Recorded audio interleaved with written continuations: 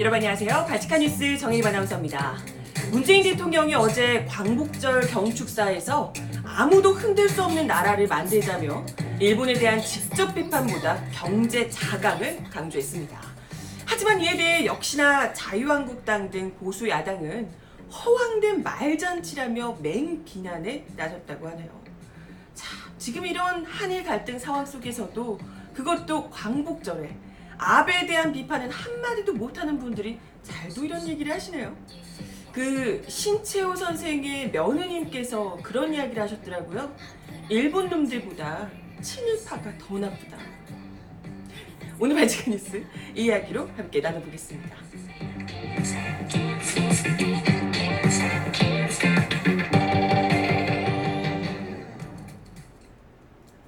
네, 여러분 어서오세요. 발칙한 뉴스 정혜림입니다. 광복절은 잘들 보내셨나요? 어제 광복절인데 오늘은 날씨가 좋고 또 그제도 날씨가 좋았는데 하필 광복절은 어제 비가 많이 내려서 또 광복절 행사 여기저기서 있었는데 행사 참석하신 분들도 다 막 우비 쓰고 엄청 굉장히 그런데도 불구하고 시원하진 또 않아서 다들 고생을 많이 하셨을 것 같아요. 오늘 어제 사실 광복절 경축사가 굉장히 또 의미 있게 치러졌습니다. 독립기념관에서 치러졌는데 거의 뭐 모든 매체가 오늘 아침에 문재인 대통령의 이 광복절 경축사 기념식에서 나왔던 기념사의 이 데일 메시지에 대해서 집중하는 기사를 내보내는데요. 네. 아무도 흔들 수 없는 나라, 문재인 대통령이 밝힌 그 길의 세 가지 길. 네, 뭐 이런 기사 많이 나와 있습니다. 일본 정부의 경제 보복 국면에서 맞은 이 광복절이니만큼 아무래도 문 대통령도 일본의 경제 보복 대응 방안에 무게를 싣는 이런 이야기를 주로 하셨는데요. 일제히 오늘 아침의 여러 거의 대부분의 매체들이 문 대통령이 일본에 대한 직접 비판보다는 경제 자강을 강조했다. 이렇게 입을 모으고 있습니다. 문 대통령은 어제 오늘 어떤 위기에도 의연하게 대처해온 국민들을 떠올리며 우리가 만들고 싶은 나라, 아무도 흔들 수 없는 나라를 다시 다짐한다. 라고 이야기를 했습니다. 그러면서 우리가 충분히 강하지 않고 분단되어 있기 때문에 아무도 흔들 수 없는 나라를 아직 이루지 못했다. 라고 강조하며 아무도 흔들 수 없는 나라, 이걸 이제 경축사의 주요한 메시지로 이제 발표를 한 셈인데요. 이 같은 아무도 흔들 수 없는 나라를 굳이 74주년 광복절 경축사에서 화두로 제시한 것 자체가 일본의 이 수출 규제로 경제에 어려움이 초래되고 있는 이 현실 속에서 자강의 초점을 맞추겠다. 이런 뜻으로 풀이된다는 분석입니다. 그 방법론으로 책임 있는 경제 강국, 또 대륙과 해양을 아우르는 교량 국가, 그리고 평화체제 구축을 제시했는데요.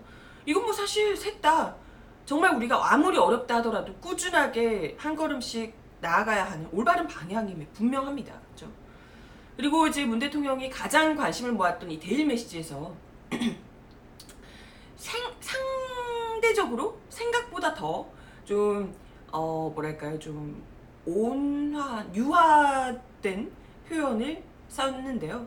지금이라도 일본이 대화와 협력의 길로 나온다면 우리는 기꺼이 손을 잡을 것이다 라고 하면서 대화의 문을 열어놨습니다. 먼저 성장한 나라가 뒤따라 성장하는 나라의 사다리를 걷어차면 안 된다. 어느 나라든 자국이 우위에 있는 부분을 무기화한다면 평화로운 자유무역 질서가 깨질 수밖에 없다 라고 하면서 경제 보복을 비판하는 대목이 물론 담기기도 했지만 그 수위는 예상보다도 낮았다는 분석입니다. 그리고 강제징용 문제, 일본군 위안부 문제 등 한일 간 과거사 현안에 대해서도 좀 포괄적인 표현으로 일제강점기 피해자들의 고통 뭐 이런 정도로 했고요.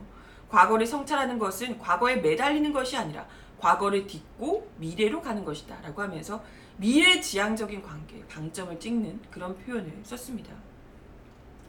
아무튼 뭐 이 같은 문재인 대통령의 이런 그 경축사 이 기념사와 관련해서 보수 여당은 뭐 수출 규제에 대한 대책, 구체적인 대책이 보이지 않는다며 민망한 자화자찬이다, 허황된 그 말잔치다, 뭐 이렇게 이제 비난을 하더라고요. 자유한국당, 뭐 바른미래당 하면서 온갖 비난을 쏟아내고 있는데, 글쎄 이분들은 문재인 대통령이 무슨 얘기를 했어도 비난하지 않았을까? 그렇지 않았을까요? 아니 앞으로는 아베 정권에 절대 대들지 않고 말 잘 듣겠습니다, 뭐 이런 정도로 해야, 항복선언을 아예 해야 뭐 흡족해 하셨을까요? 아무튼 뭐 다른 것보다도 광복절 경축사가 무슨 브리핑하러 나온 자리는 아니잖아요. 문재인 대통령이 전체적인 큰 그림에서의 방향성을 제시하고 메시지를 던지는 수준의 연설, 이게 이제 어떤 메시지를 던지는가, 이게 중요한 거잖아요. 근데 무슨 구체적인 대책을 얘기를 안 해줬니, 이런 얘기하는 건 좀 뭘까 싶기도 하고요. 그런 의미에서 사실 문재인 대통령의 이번 경축사는 일본의 도발에는 단호하게 대응을 하면서 경제 자강에 더 힘을 기울이겠다, 그 길의 의지를 분명히 밝히고, 그러면서도 외교적 해법을 중시하겠다는 굉장히 중요한 메시지를 남긴 겁니다. 그리고 지금 이런 엄중한 상황에서 경제 거의 전쟁 수준으로 치닫고 있는 상황에서도 끝까지 이제 절제된 톤을 유지하면서 한일 대화의 가능성을 더 열어둔 것, 이제 굉장히 이건 바람직하다, 이런 분석들이 나오고 있습니다.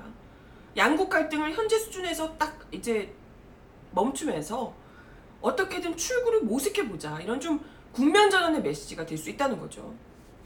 근데 이 자리에 와서 그러니까 뭐 우리가 문재인 대통령이 우리가 이걸 이제 어떻게 풀 거냐면요, 뭐 외교 당국 간의 회의를 어떻게 하고 이런 부분 규제는 어떻게 해서 며칠까지 어떻게 하고, 대통령이 그 광복절 경축사에서 그렇게 구체적인 얘기를 어떻게 합니까? 그잖아요. 차라리 그런 걸 하려면 국무회의에서 뭐 이야기를 하시든가. 그리고 사실 더 구체적인 건 외교 당국 간 대화로 앞으로 풀어나가야 될, 일본이랑 같이 풀어나가야 될 문제죠. 그잖아요. 지금 우리가 계속해서 일본에 지금 이 관계를 풀어보겠다고 여러 가지 방법들을 동원해서 대응을 하고 있는데, 메시지를 전해주고 하고 있는데, 그럼에도 불구하고 일본이 계속해서 뭐 지금처럼 모르쇠로 일관한다면 이거 뭐 어떻게 하겠어요, 우리가. 아니 뭐 자유한국당이 바라는 대로 항복을 하지 않는다면 우리가 사실 억지로 끌고 나와서 멱살지고 이럴 수는 없는 거 아닙니까? 그렇잖아요. 아무튼 뭐 문재인 대통령이 이번에 경축사를 통해서 사실 이번 경축사의 메시지를 일본에서도 굉장히 유심히 지켜봤고, 어떻게 나올 것인지를 그 이전부터도 굉장히 유의 깊게 지켜보고 있었거든요.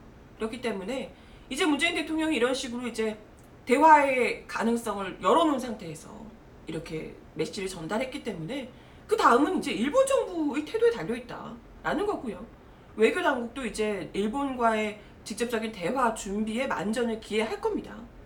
근데 뭐 이런 상황에서 허황된 말잔치일 뿐이라며 조롱하고 있는 자유한국당은 그래서 무슨 아이디어가 있는지 난 너무 궁금하네. 아이디어나 있으시고 이런 얘기를 하시나요? 아니 본인이 생각하기에 뭐가 대단한 게 있는데 정부가 그걸 못하고 있으면 답답할 수 있죠. 그렇죠.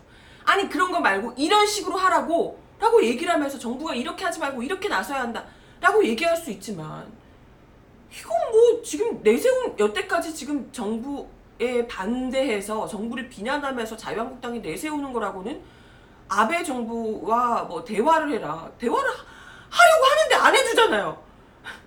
아베 정부에게 그냥 납작 엎드려 이것밖에 지금 없는 거잖아요. 그렇잖아요. 항복할 때까지 계속해서 우리 정부를 욕할 생각이신가 모르겠지만, 게다가 지금 어제 그 광복절 행사 때 나경원 원내대표를 비롯한 원내대표단이 광복절 공식 행사에도 아예 참석을 안 하셨다고 하더라고요. 아니 이것도 너무 웃기지 않나요? 아무리 현 정부가 마음에 안 들어도 공당의 지도부가 정부의 공식 행사에, 그것도 무려 광복절 행사인데 여기에 참석을 안 하는 것 자체 좀 문제 있지 않나? 아니 부득이한 상황일 수는 있어요. 뭐 절대 못 갈 만한 상황이 될 수는 있죠. 근데 그런 게 아니고서는 사실 참석하는 게, 이런 정말 중요한 행사에, 기념식에 참석을 안 한다는 건 좀 문제가 있지 않나 이런 생각이 드는데, 더 웃긴 건요, 참석을 안 하고 어디 가신 줄 아세요? 당 원내대표단이랑 같이 중국 충칭 임시정부 그리고 광복군 사령부를 방문한 일정을 소화하셨다고 합니다. 나경원 원내대표께서. 아, 굳이? 광복절에 좀 앞서서 다녀오셨어도 됐을 텐데 굳이 광복절 당일에 굳이 정부의 이런 기념식 행사도 아예 불참하고 굳이 광복절에, 거길 평소에는 관심도 없으셨을 것 같은데 굳이 그곳까지 가셨을까요? 그쪽에서도 그닥 원하지 않으셨을 것 같은데. 아무튼 뭐 그동안 우리가 나경원 원내대표의 이 행보와 발언들을 익히 알고 있잖아요. 그죠? 반문특위였다 어쩌다 뭐 변명하면서 반민특위를 조롱하고, 뭐 반민특위 때문에 국민이 분열됐다 그런 얘기 하셨던 분 아닙니까? 그죠? 노골적인 정말 반민족적인 발언까지 쏟아냈던 그야말로 나경원 베스트 프렌드께서 뭐 이제 와서 임시정부 청사를 이렇게 갑자기 찾게 되면 그때 했던, 이전에 했던 과거의 행적들, 발언들이 다 세탁이 다 된단 말입니까? 그죠? 거기다가 네, 뭐 어쨌든 뭐 나경원 베스트 프렌드님의 지난 행적들이야 뭐 다 말하기가 입 아플 정도인데. 그리고 사실 지난번까지 거슬러 갈 것도 없이 지금 자유한국당이 지금 바로 얼마 전에도 제가 발칙한 뉴스에서도 이야기드렸지만 임시정부 지우겠다고 지금 건국절 운운하고 있는 상태 아닙니까? 그런데 임시정부를 찾아갔어? 뭐야, 놀리러 간 거야 뭐야? 우리 너네 곧 끝이야 이렇게 얘기를 하러 간 거예요? 뭐야? 참. 근데 뭐 갔다 오셔가지고 또 광복절에 글도 올리셨다고 하는데, 뭐 마치 시작은 광복절을 뭐 기념하는 것처럼 했지만 북한 공산 사회주의 뭐 얘기만 잔뜩 하셨다고 하더라고요. 네, 결국은 굳이 거기까지 가서 자기들이 친일이 아니다라고 하는 것을 굉장히 좀 어필하고 싶어서 애를 쓰셨던 것 같은데, 정작 한 이야기라고는 정부를 비난하는 얘기밖에 안 하셨더라. 네, 이런 거고요. 이런 게 바로 쇼라는 거예요. 진짜 보여주기 쇼. 누가 봐도 진심이라고는 1도 보이지 않는 쇼. 정말 임시정부를 생각하고 그 뜻을 기릴 생각이었다면 당내에서 나오는 건국절 어쩌고 이야기부터 정말 입닥치게 만들어 주셨어야 되는 거 아닌가, 이런 생각이 들고요. 그죠? 사실 나경원 원내대표며 이런 자유한국당 지도부의 이런 행보가 정말 속빈 강정에 불과하다는 걸 어느 누가 모르겠어요. 그죠? 특히나 독립운동 유공자분들, 뭐 유족들, 이런 분들은 더더욱이 그 가증스러움을 뼈저리게 깨닫고 계시지 않을까, 더더욱 분노하실 수밖에 없지 않을까 이런 생각이 듭니다. 어제 뭐 JTBC 뉴스룸도 그렇고 여러 매체와 인터뷰를 하셨던 단재 신채호 선생의 며느리 되시는 이덕남 여사님, 혹시 기사 보셨는지 모르겠어요.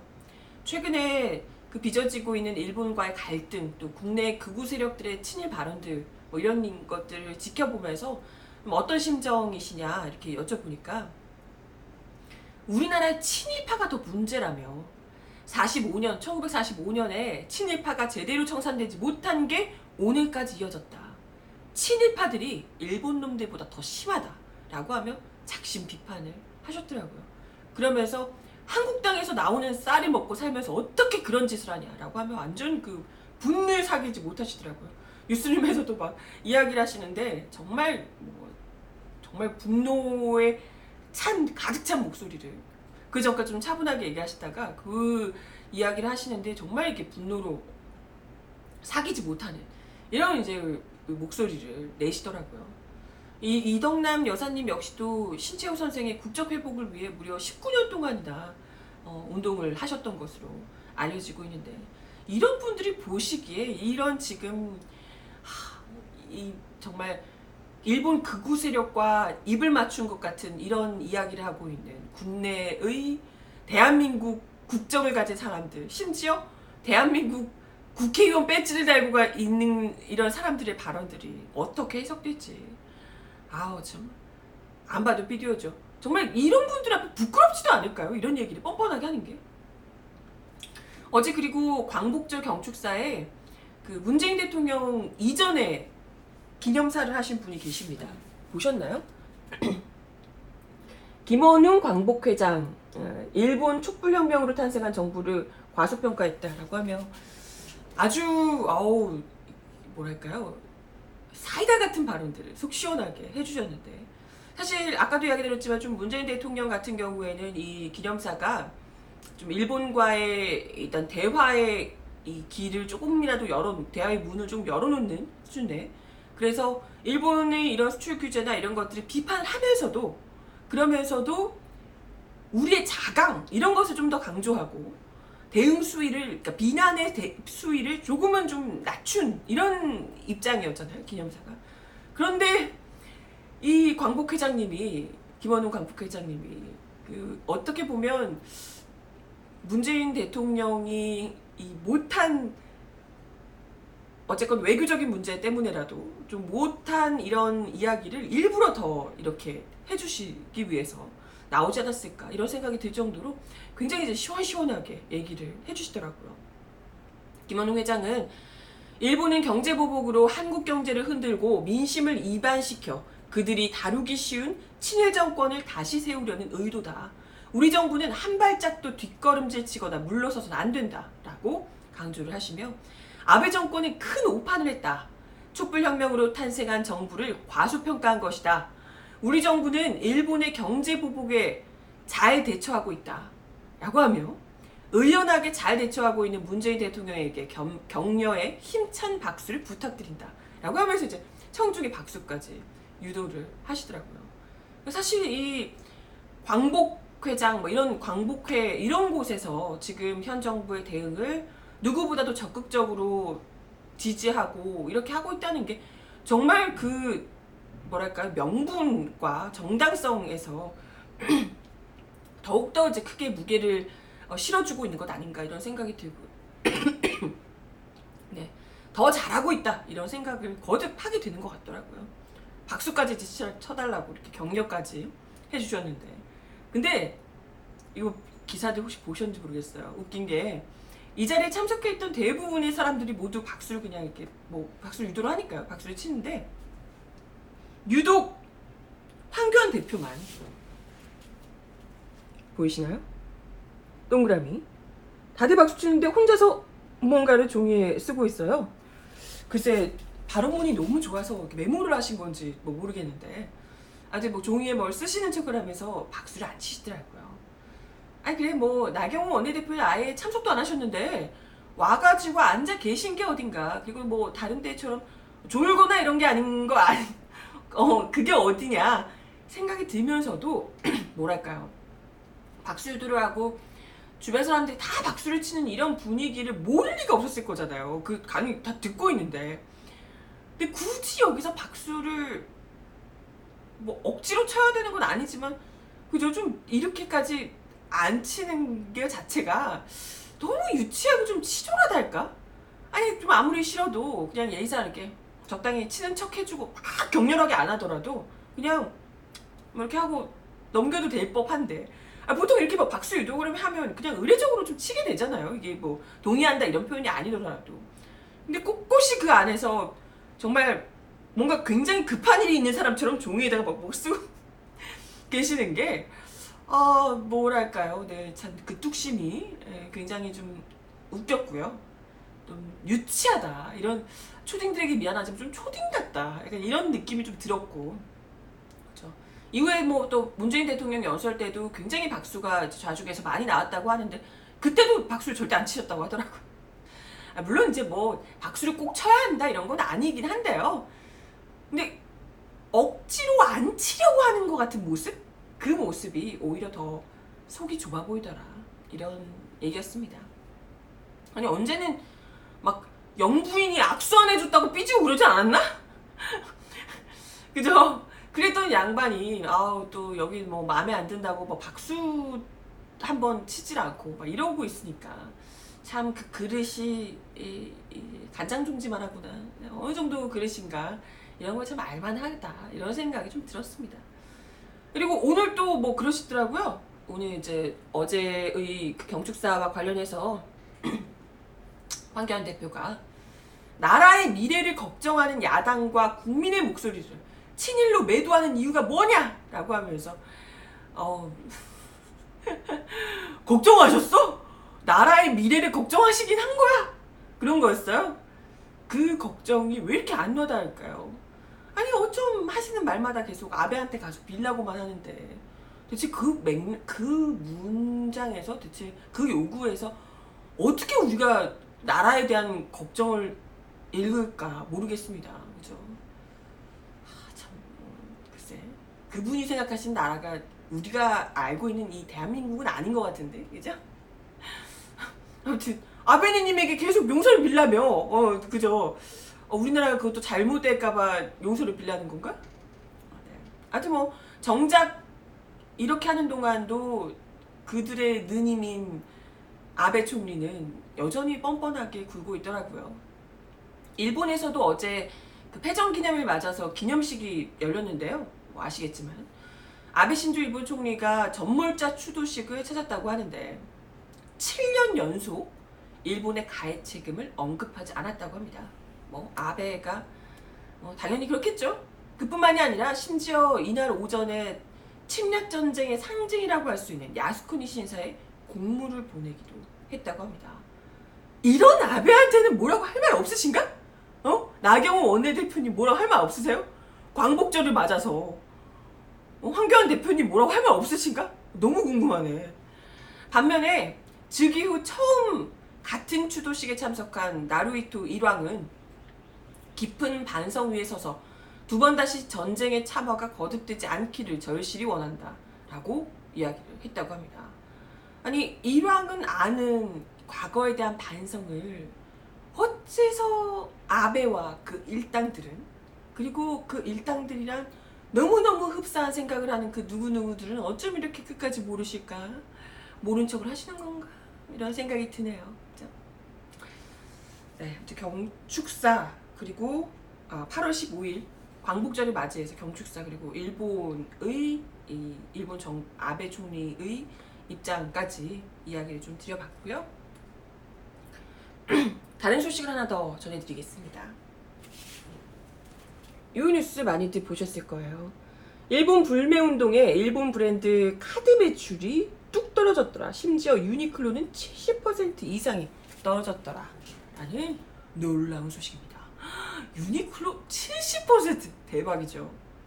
어제 금융감독원이 국회 정무위원회 이태규 바른미래당 의원에게 제출한 자료에 따르면 국내 8개 카드사에 국내 주요 일본 브랜드 가맹점 신용카드 매출액이 지난 6월 마지막 주가 102억 3천이었는데 7월 넷째 주에 49억 8천만 원으로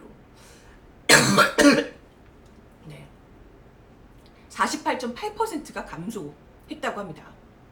이것도 7월 넷째 주니까 그죠? 지금이 더 떨어졌을 것 같은 느낌이 드는데 그죠? 7월 넷째 주가 49억 8천 거의 뭐 50% 절반이 뚝 떨어졌다라는 얘기입니다. 이번 집계에 포함된 일본 브랜드는 ABC마트와 유니클로, 무인양품, DHC 등이었다고 합니다. 일본 브랜드 가맹점 신용카드 매출은 7월 첫째 주가 98억 5천만 원 그러니까 7월 첫째 주까지만 해도 그렇게 큰 차이가 없었는데 불매운동이 본격화됐던 7월 둘째 주 매출이 전주에 비해 30억 원 줄어들고 그리고 7월 셋째 주 60억까지 떨어지고 뭐 이렇게 쭉쭉쭉쭉 떨어졌다는 겁니다. 그러다가 이제 아예 7월 넷째 주에는 반토막이 났다는 거고요. 특히나 브랜드별로는 유니클로의 카드 매출 타격이 가장 큰 것으로 나타났다고 합니다. 이거 진짜 선명하지 않나요? 저도 지나가다가 유니클로 매장 이런 거 보면 보통 이렇게 여름 할인 행사하고 뭐 이러면 유니클로가 진짜 북적북적 했었거든요. 근데 요즘에는 거의 뭐 완전 휑한 거예요.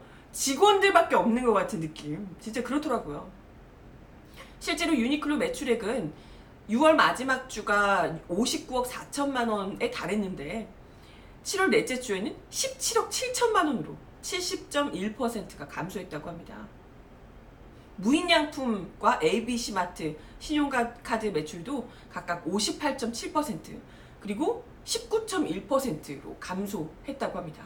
뭐 이뿐만 아니라 도쿄와 오사카, 오키나와 후쿠오카 같은 일본 주요 관광지 4곳의 카드사 매출도 크게 줄어들었다고요. 이들 4곳의 신용카드 매출액이 6월 마지막 주 164억 8천에서 7월 마지막 주 133억 8천으로 19%가량 줄어들었다고 합니다. 그 중에서도 가장 앞권은 일본 맥주라고 하는데요. 일본 맥주가 거의 수입 중단 수준이라고 합니다. 수입 중단 수준.